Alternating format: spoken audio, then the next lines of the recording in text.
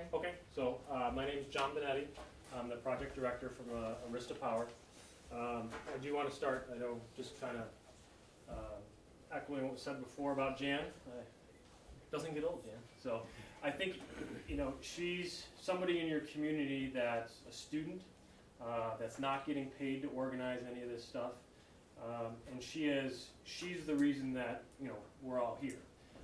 So it's really impressive that somebody that's not getting paid has really pushed this program. They saw it work someplace else.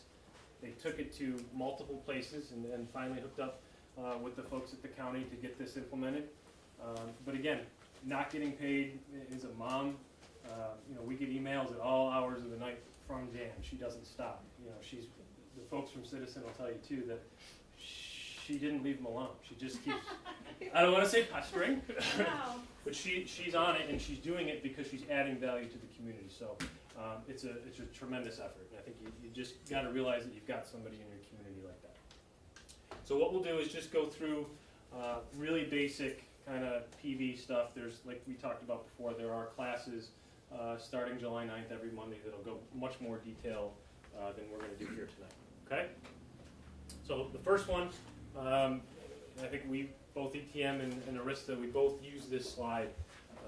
And I'll kind of walk through it a little bit slowly just so you get an idea of what we're talking about. But if you look at these two orange balls over here, the first one, the top one, is what energy consumption we're using in 2009.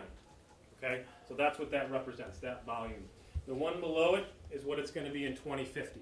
So you're not seeing a huge change, a huge growth. Okay? Everything to the right here are finite resources: coal, uranium, petroleum, natural gas. That's it. That's all there is. That's all there ever will be. Okay? Anything to the left is anything renewable. That's stuff that's going to be there forever. Okay? So when you're looking at that, what's the biggest one? That is every year. It's this yellow one, which is the sun, which is the solar energy that's produced every year. So it's just a tremendous amount of a resource that's there every year. It's not coal or natural gas like you guys talk a lot about down here. It's finite. It's going to go away at some point. The solar is going to be there forever. That's someplace where you can invest. It's not going to go away. It'll be there. If it does, we have other issues. If it does, we have other issues. Yeah. So it's a tremendous resource. And then we're going to talk about this slide again really quickly. Even if you're looking within the U.S., and it's not great up on this slide, but when you're looking at the Western New York area compared to Florida, you're not talking about a big difference as far as production over the course of the year. Okay, you're talking about 10 to 15% difference. Now, when you go out into the desert here in Arizona, yeah, that's where you want to be. Okay, but this is based on data that's 20 plus years old. This is actual data. So this includes through the whole course of the year, through snow, through the winter, through the summer. This is actual data. So it's very easy for us to predict what your system is going to do once we come out and do a site assessment. Okay, so you're going to get a very accurate number of what your system is going to actually output. It's not like wind, where we do wind also, but wind's a tough one to capture. It's a tough one to be able to predict. Solar, very predictable. Okay? So this is what makes up a solar module, which is what you see over here. Okay?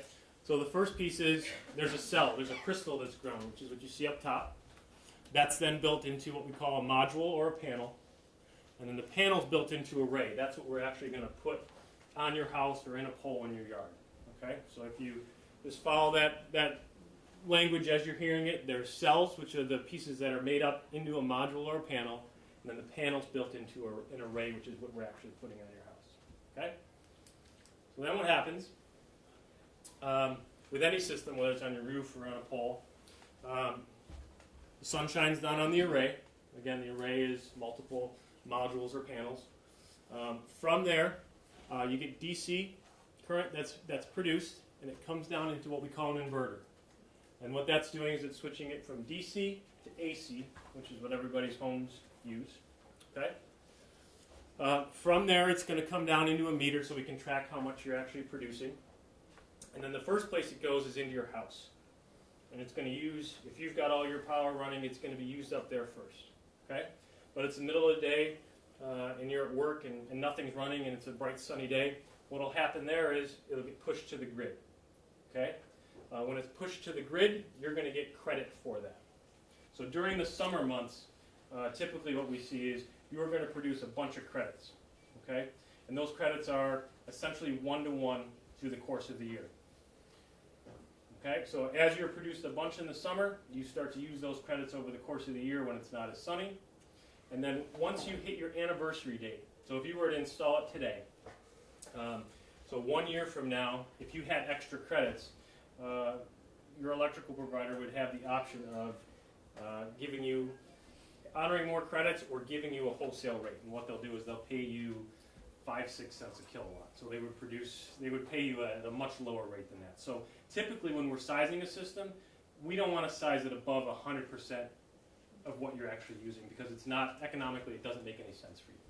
So we're looking to size it somewhere ideal. Well, it's all financial, it's all going to be up to you, but not more than 100%. Typically we wouldn't do that. Okay?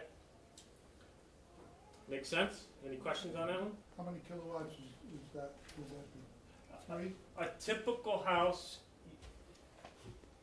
again, it all depends on the size of your house, what you're using, but you're going to see between 5,000 kilowatt hours to 10,000 kilowatt hours, I would say probably average, which would be roughly a 5 kilowatt system. So what you have to do is look at your utility bills for the last year. Yep, and that's one of the things that we'll talk about is when we come to a site assessment, a lot of it depends on what you're actually using and what your site looks like. Okay? But the basics here, no matter what system we're putting in, is going to look the same when it's grid tied. Okay? And then there's a bunch of different options when you can mount panels. These are all examples of roof mounted. There's metal roofs, there's asphalt roofs, we can do flat roofs. It's pretty easy to mount these things. Yes, sorry. Just going back to that other slide before you switch there. Yep. If it goes into your house first, let's say there's a power outage, do you still have power, or do they cut you? So one of the things, if you are tied to the grid and you lose power, your solar array shuts down. Okay. The reason for that is when you do lose power, somebody's fixing it someplace else. Right. And if we're generating energy and passing down the line, it's not safe. So with any of these systems that are grid tied, when you lose power, your solar array also shut down. Okay. Okay. Thank you. Yep. Wouldn't you be able to have like a switch off? There are some. You can do, you'd have to do basically a battery system in conjunction with that in order to have your solar continue running when the power's out. There has to be a more complex system to have the solar array run when you have lost grid power. Because they do a flip off when you lose power and you're going to go to a generator. They do, and with the solar, if you're gonna be off grid, there's a little bit more control that has to come into that. Generally, you're bringing batteries into the mix, or you're bringing resistors or something else. With a generator, you have more control over how much power the generator puts out. It's going to put out the power that you need. With the solar, essentially, you're getting as much power as your array is capable of producing at any given time. And if your house isn't using that, we have to be able to do something with that. So then you get into resistors, or you get into some sort of dump load. So it gets to be a more complex system. It can definitely be done though.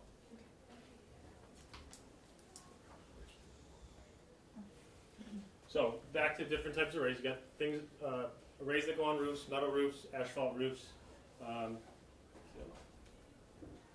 a bunch of different types of pole mounts. You can also do ones that are lower to the ground. There's a bunch of different configurations when you get into the pole mount. Are any of these 3 kW systems? So this one array here is 3.6. One array. Okay. Yep. So that, yeah, he did 7.2, and then these were smaller panels over here. Do you remember what this was? It was harder. 6.4 for the total system, I think. Yeah. So it's 3.2 on one of those. So. Yep. John, you have a question back here? Yes. Okay, you've got 15 little squares. Is each one of those little squares that size, or is it? Yes. Yep. Okay. Thank you.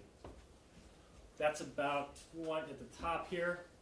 I think we're probably about 29 feet from ground to the top of the array. Yeah, I think the array is roughly 18 feet square. Yeah, I would say the top of it's closer to 17, 19 feet. So a site visit. We touched on it a little bit earlier. One of the most important things is what your usage is. That's going to be one of the main drivers in how we size your system. We'll come out. We're going to discuss potential locations and the direction of the solar. Ideally, it's facing south. We want to be looking south. Okay. We can do east and west. You can't do north. Okay. But the ideal scenario is that we're looking south. Okay. We'll also come out and do a shading analysis. In some cases, if there's trees that start to get shading during the course of the day, we're required by NYSERDA to do a shading analysis so we can, again, get a very accurate picture of what your system's going to produce. If it is going to be roof mounted, one of the things that we need to make sure of is that your roof is in good condition. If your roof is 2-3 years away from having to be redone, we're going to tell you you're better off spending your money getting your roof done and then coming back later on and putting up the solar. Okay. Same thing with your electrical service. We're just going to make sure, come out that everything looks good, that if we tie in, that everything is going to be safe.